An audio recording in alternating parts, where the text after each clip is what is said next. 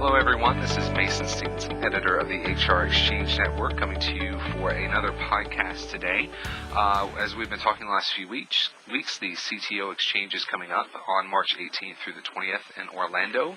And one of the parts of an exchange, we always do some discussion panels. And this year we are adding young professionals providing meaningful development to engage and motivate the next generation of employees.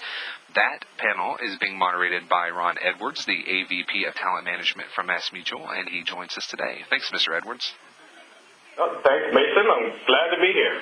Fantastic. So let's just go ahead and get right into the questions. Question number one, when it comes to engaging and motivating young professionals, what to you are the challenges involved? Mason, there are two questions or two factors that immediately come to mind regarding these challenges. The first challenge is that young professionals may not always know what they want as a career. They may come out of undergraduate school or graduate school with a major or concentration, but within a few years, they may not necessarily want to stick within that area, and we see that happen quite frequently. They're still in a mode of exploration. Many things may interest them, not just a narrow few. So from a manager's perspective, trying to find just one factor or several factors to motivate a young professional can be challenging. Second challenge is that the desires of a young professional may be bigger than their capabilities. They may want to try to take on projects that are beyond their current strengths or tackle a workload that could be too much for them to carry. However, for young professionals, especially those that have high potential, taking on several challenges at once is their norm. Think about it. Many times I've spoken to young professionals and they've told me they can't really study while they're in school unless they have their Xbox playing in the background or YouTube playing in the background or have music playing or have their mobile device buzzing. They need a lot of things happening at once. That's kind of their norm. That's their environment that they grew up in. Now, you and I may think that's distracting, but that's their world. So they grew up in an environment where multiple systems are being used and engaged at once and have grown accustomed to operate as such. Like a fish out of water, moving them from that environment can be challenging and disengaging for them. So how do you mitigate and address those challenges? There are a few things you can do.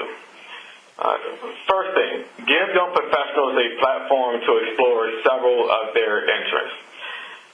Don't be shy by giving them projects outside of their day-to-day tasks. For instance, encourage involvement in employee resource groups or business resource groups.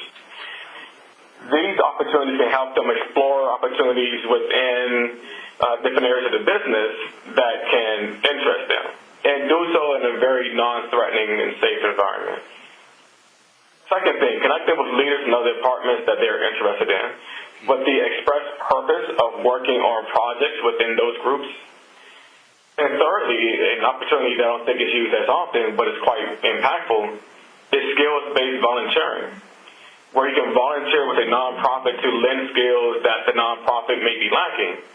By doing that, it taps into their desire to give back. With young professionals today, they have a strong desire of volunteering and giving back to the community. So you tap into that piece, but also doing so in a way that they can also lend their skills and build new skills, again, outside of their normal work environment, where it could be more safe and more non-threatening. For young professionals, who has the responsibility of driving that engagement and motivation? It's a partnership, actually. It's not really the manager or the young professional. It's a partnership. The manager has to give the young professional a platform to explore their career interests and voice their views on what interests them. And the YPs, the young professionals, have to actually own their own engagement. This is the same for development. Managers can encourage opportunities, but the employee, the YP, has to own their own development. So it has to work together.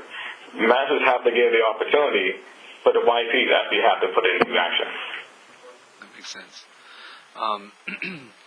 Do you feel young professionals, generally speaking, are already motivated and just need that extra incentive, or do you think, and I'm going to use a metaphor here, it's a tank is dry, it needs to be refilled situation?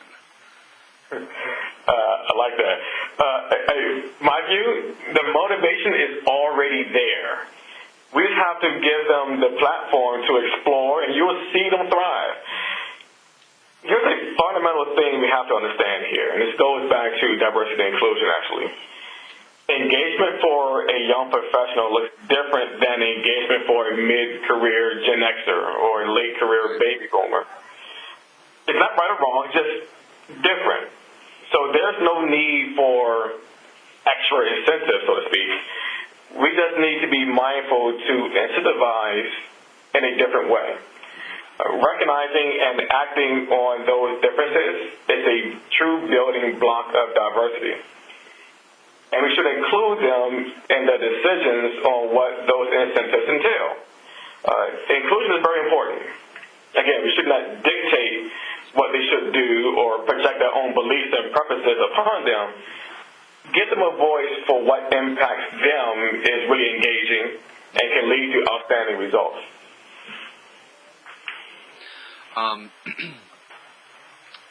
So you've kind of already mentioned this a little bit, but this is kind of a two-part question. What kind of motivation and engagement strategies are available? And from your perspective and from your experience, of those, which seems to be the more successful strategies? So I'll give you some different perspectives on a couple of things. One is feedback. One thing about this generation of young professionals is feedback is very important. They thrive on it. They need it. Think about the things that they've seen through their interactions, either through social media or even the games they play. It's immediate feedback. So we have to continue to do that. Their personal lives begin to blend in more with their professional lives. So feedback is very important to them. Another key strategy is giving options and flexibility. Give them the choice of several projects that leverage their strengths. Also, give them a chance to work with other young professionals. That's a very engaging piece for them. And make sure that the work is actually meaningful to the business and also their own development. State a goal for what good looks like and a reason why you're giving the work. And they will go toward that goal and objective, build their own engagement. Make sure that part is clear. Also, give them the flexibility to work from almost any location at almost any time, if possible. Work-life integration for this generation is key. They can work at almost any time. Work looks different for them. Right. It's not so much the what, it's the how. And you got to allow space for the how to be important to them. Get that flexibility. They may want to go to work or go to the gym midday during the day and then come back and start working on things at 5 p.m. That could be their norm. For you and I and others in different generations, that may seem to be a little unusual. For young professionals, that is their world. So you got to be able to give that flexibility, manage around objectives, and hold them accountable, but give them flexibility to be able to do things the way they see fit. Can get a lot more engaged for them. Can be great for your culture as well. A couple of quick side questions here. Specifically, do you feel like maybe for you and for me, not to divulge our ages, but do you think for us it's the work-life balance looks a lot different as compared to what it does potentially for these young professionals? Because from my perspective and kind of from what I'm seeing, generally speaking, the work-life balance, that theory is kind of out the window. It's just balance. For them, it's just about the balance of it. When they work, when they play, if you will, that work-life balance doesn't really exist in maybe the way that you and I have seen it in the past. Would you agree with that? Oh, absolutely. I actually have young professionals on my team that I manage directly, and the one thing that I tell them often, which they tend to enjoy, is there are goals for you to hit. Mm-hmm. I'm going to paint a picture for you of what good looks like. When you do it, it's up to you. You know what the what is, the objective. How you do that is up to you. At the end of the day, I'm going to manage you by the metrics we set forth for what success looks like. So if you do it at 2 a.m. or 2 p.m., it's up to you. Just get the job done. So when you see that integration, I call it work-life integration. When you see that integration of, I know what I have to do, but you're giving me the flexibility to decide how I need to do it in my own way, that gives more engagement. That can find the right time and balance for me to do things the way I want.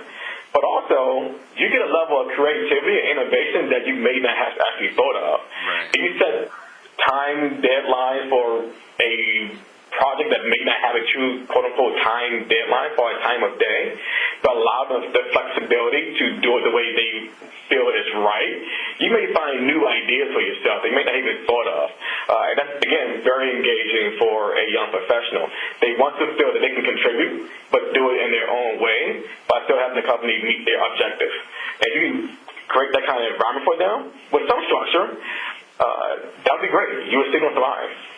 So you're saying that maybe one of your strategies is autonomy, granting that autonomy and giving them that ability to decide the course in which they complete a specific goal or objective. Absolutely. Absolutely. So the other question I kind of had, and I always use this phrase carefully, because you can't say the customer is always right, because we both know that's not always the case. But when it comes to creating these types of strategies and finding ways that these young professionals work, it really does kind of apply. It almost is the customer is always right. These are the things that they need to do the things that you need them to do, and ways for them to be successful. Mm-hmm. It's kind of. Oh, sorry. Go ahead. No. You're it. Go ahead. So it's some of that, but it's more recognizing differences and creating an inclusive environment that allows people to bring their best to work every day. So like diversity. So exactly. So in this case, it's not that we're trying to change the culture of the company to bend more toward a young professional, and I'm not saying that. What I'm saying is we have anyone that is different from a body of people, whether it be race, gender, sexual orientation, age, whatever the case may be. There are some differences that we have to recognize, and there's some things we have to do differently as a management team to help those differences actually thrive and people feel comfortable bringing their full selves to work. So for young professionals, that is different. There are some different strategies you want to do with someone earlier in their career to give them flexibility to bring their full self to work. And I'll say the exact same thing to someone who's late in their career.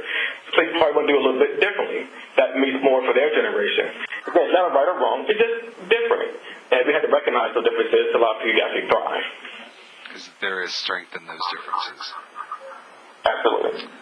So I will make this the last question. It's a two-parter. So what are the effects of engaging and motivating young professionals on the business organization? And then secondly, what about the impact on fellow coworkers and teams? A few things to note.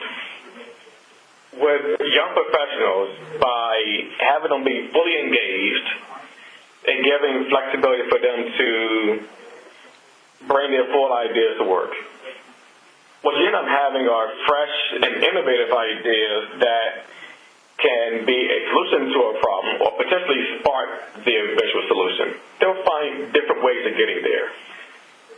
The next thing you'll see is the energy and the desire to add value makes them excellent change champions. You think about most change initiatives, you need a certain volume of people to help drive that change. If you can engage a strong body of young professionals where their energy and their desire to actually help, that would be great to help you drive some of those changes. The third thing is their active practice on social media makes them awesome brand ambassadors. Give them the license to post about their great experience within your organization. It can do wonders for your brand. as far as the fellow coworkers, it can be pretty motivating for them as well by seeing young professionals do great things and be fully engaged. There were many times I've had discussions with people in their mid-career or even late career, and they come to me and say, Ron, this body of young professionals that you have within the organization, the energy that they display, their desire to contribute, their drive to succeed, their effectiveness against goals when giving clear objectives, has renewed the energy of people within the organization to want to do more. Has really pushed them to kind of match that energy of young professionals coming in. The rising tide lifts all boats, and it's definitely applicable here. So kind of like your mid-level or older professionals, it's a process of unlearning and reinventing almost. You definitely have to do that because we can get stale pretty quick. And you and I both know nothing's really constant at work besides change. And we have to kind of keep that in mind. And with a young professional coming in, not having much work experience, a lot of things for them is new. And they're going to find new ways of doing things. And it may not be the same way we've done things for the past 5 years. But when you find a new way of doing something, that new idea can lead to some pretty good innovation for you. And by seeing that energy and that drive to want to do things differently, to want to be able to bring fresh ideas, that can rub off on others. If we just did the same thing over and over again, our skills could begin to atrophy. We could get very stale pretty quickly. So infusing that new energy in would be great for the culture. Definitely agree with that. So that was my last question. Mr. Edwards, thank you so much for taking the time to speak to me about the topic. It's definitely a great topic. There's a lot of information there, and I think it's easy to say both of us could probably sit here for another hour and two and just talk about every little piece of this and really uncover a lot of stuff. No, it was a great conversation. I appreciate the opportunity, and you're right, I can talk about this all day. I'm pretty passionate about the topic, but I think there's lots of great opportunity here, and we just need to take advantage of it. All right, fantastic. So, everybody, that was Ron Edwards, the AVP of Talent Management for MassMutual. He is going to be at the Chief Talent Officer Exchange in Orlando, March 18th through the 20th, and he'll be moderating a panel discussion entitled Young Professionals Providing Meaningful Development to Engage and Motivate the Next Generation of Employees. Mr. Edwards, thank you again for joining us. Really appreciate it. Great. Thanks, Mason. Thank you.